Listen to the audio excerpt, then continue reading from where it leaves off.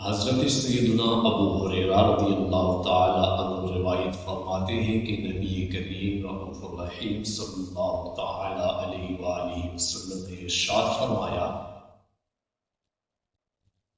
کہ قیامت کے دن اللہ اپنے بندوں کے درمیان فیصلہ کرنے کے لیے ان پر اپنی شان کے مطابق تجلی فرمائے گا۔ اس وقت ہر امت گھٹنوں کے بل کھڑی ہوگی۔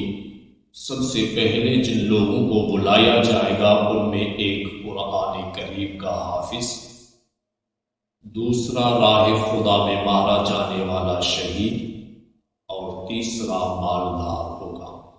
اللہ عز و جل حافظ سے ارشاد فرمائے گا، کیا میں نے تجھے اپنے رسول صلی اللہ تعالی علیہ وآلہ وسلم پر اتارا ہوا کلام نہیں سکھایا؟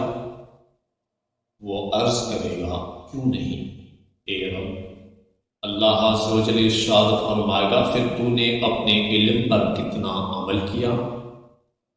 وہ عرض کرے گا، یا رب میں دن رات اسے پڑھتا رہا۔ اللہ عز و جل ارشاد فرمائے گا، تو جھوٹا ہے۔ اس طرح فرشتے بھی اس سے کہیں گے کہ تو جھوٹا ہے۔ پھر اللہ اس سے ارشاد فرمائے گا، تیرا مقصد تو یہ تھا کہ لوگ تیرے بارے میں یہ کہیں کہ فلاں شخص قاری قرآن ہے، اور وہ تجھے دنیا میں کہہ لیا گیا۔ پھر راہ خدا میں مارے جانے والے کو لایا جائے گا تو اللہ اس سے ارشاد فرمائے گا، تجھے کیوں قتل کیا گیا؟ وہ عرض کرے گا کہ مجھے تیری راہ میں جہاد کرنے کا حکم دیا گیا تو میں تیری راہ میں لڑتا رہا اور بالآخر اپنی جان دے دی۔ اللہ تبارک و تعالی ارشاد فرمائے گا، تو جھوٹا ہے۔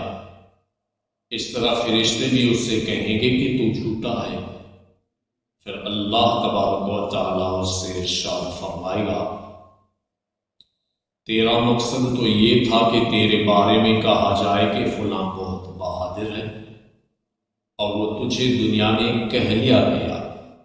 پھر مالدار کو لایا جائے گا تو اللہ عز و جل اس سے ارشاد فرمائے گا، کیا میں نے تجھ پر اپنی نعمتوں کو اتنا وسیع نہ کیا کہ تجھے کسی کا محتاج نہ ہونے دیا جائے؟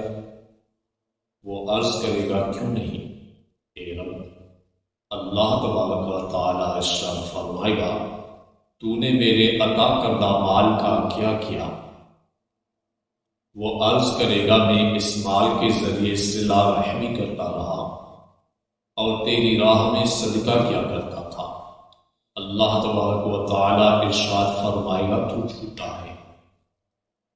اس طرح فرشتے بھی اس سے کہیں گے کہ تو جھوٹا ہے۔ پھر اللہ تبارک و تعالی اس سے ارشاد فرمائے گا، تیرا مقصد تو یہ تھا کہ تیرے بارے میں کہا جائے کہ فلاں بہت سخی ہے، اور وہ تجھے دنیا میں کہہ لیا گیا۔